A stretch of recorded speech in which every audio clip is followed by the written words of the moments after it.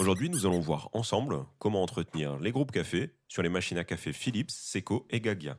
Il existe deux types de groupes café, un tout noir et un noir et jaune. La première étape, c'est de retirer ton groupe café de la machine. Ensuite, sous l'eau tiède, rince ton groupe café. Il ne faut surtout pas utiliser de savon.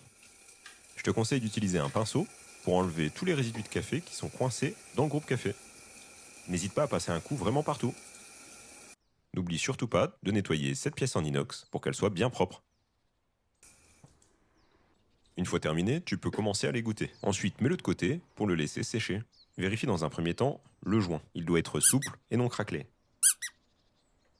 Sinon, tu peux retrouver mon kit de joint directement sur mon site.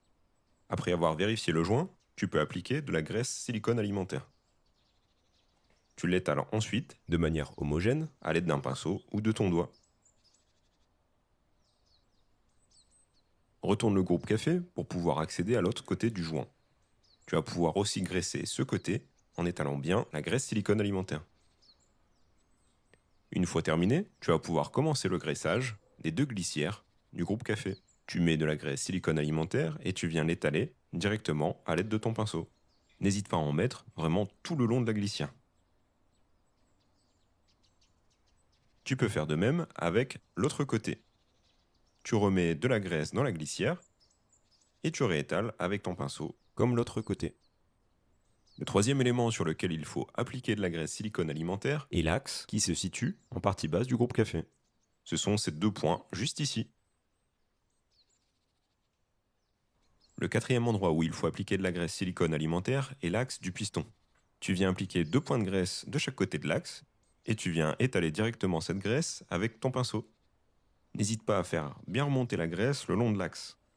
L'entretien du groupe café est terminé, mais c'est pas fini. Nettoie le petit entonnoir qui se trouve en bas du groupe café.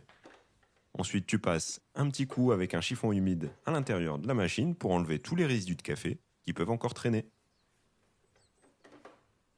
Ensuite, tu vas pouvoir vérifier si les joints ici ne sont pas abîmés. Dans le cas contraire, il faudra les changer. S'ils ne sont plus étanches, ça occasionne une fuite d'eau abondante dans le bac de récupération d'eau. Si tu n'as aucun problème avec, tu peux directement appliquer de la graisse directement dessus. Tu n'as plus qu'à remettre le groupe café en position initiale et le réinsérer directement dans ta machine.